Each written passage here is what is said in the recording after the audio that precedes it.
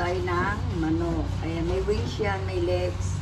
Halo-halo yan, tapos balon-balunan. Atay. Siyempre, hindi mawala yung bawang, sibuyas, laurel, at saka paminta. Yung suka natin, toyo, mamayang konti na. Kasi wala pa ako na sa ano. O, ngayon magigisa na si Mapa Cooking. O, diba, halo-halo na. Simpleng adobo ni Mapa Cooking. Lalagay na natin yung oil natin. Kanya lang na konti. Lalagay na natin yung ating bawang. Maraming bawang.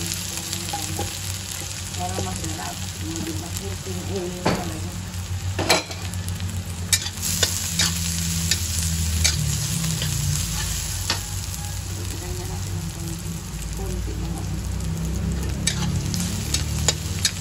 Balikan natin. Bigyan na natin yung ating sibuyas. Marami talagang sibuyas.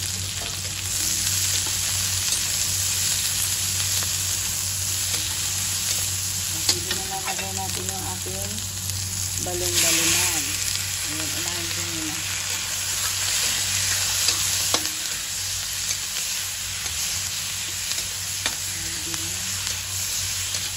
Ang sarap ng ating dito. Maraming bawang. Maraming sibuyas.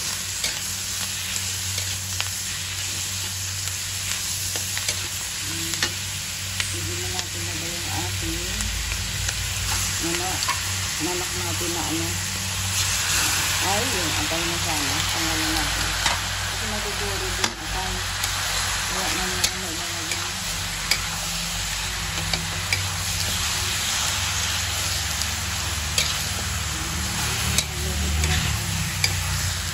Balikan natin. Pero lalagay ko na yung aking laurel, paminta. Lalagay ko na yan. Para naman isang kutsara talaga yung ilang isa niya. Pwede na natin lagay yung ating atay.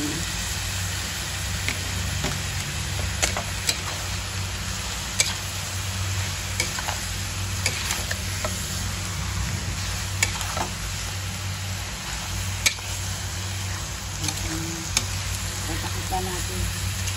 Balikan natin na nga. Okay do? Pamilya na natin yung kape. Tignan mo yung ating manok. Juicy talaga pagka bagong katay talaga yung binili natin. Ang sarap ng pag-adobo. Pero kailangan ito ng mantika talaga siya pagka inanin kasi malangsa.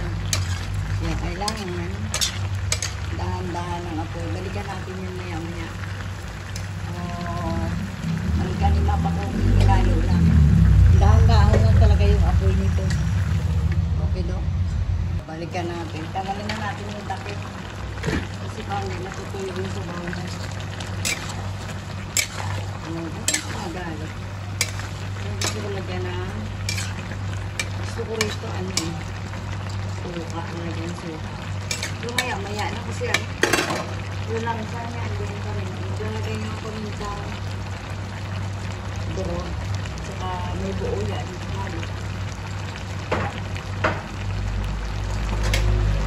Dinagalan natin ng parang hindi na masabaw yung ating manok. Pero walang sabaw yan ha. Kung magsabaw talaga siya. Ako pa nag-adobo ako. Gusto ko yung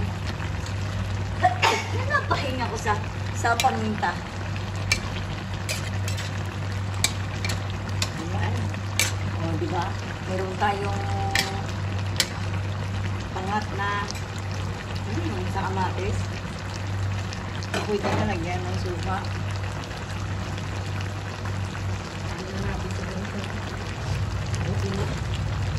Lagyan natin na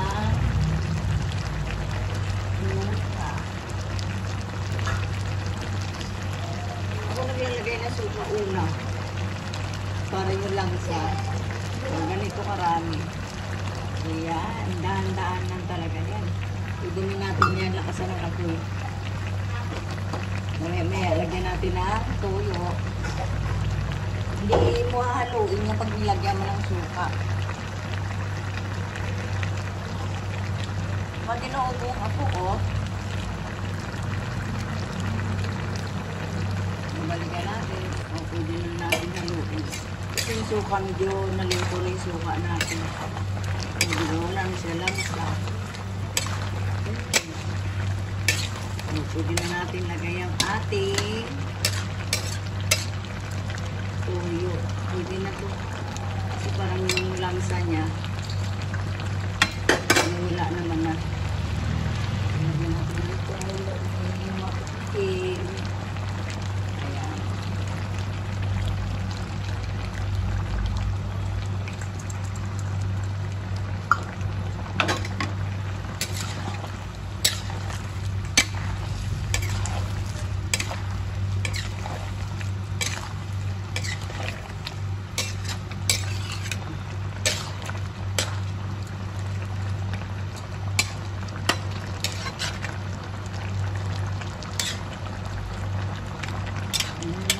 Simple yung luto ng adobo.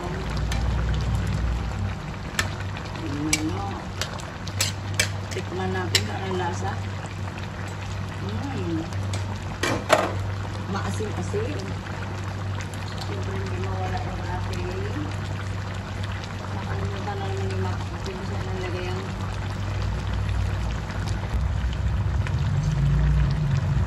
lagyan natin ng kunting pata.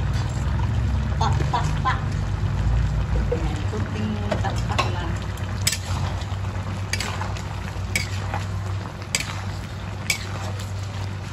Okay. Pinuto na ating adobo. Tikman na ni Mapaklobin.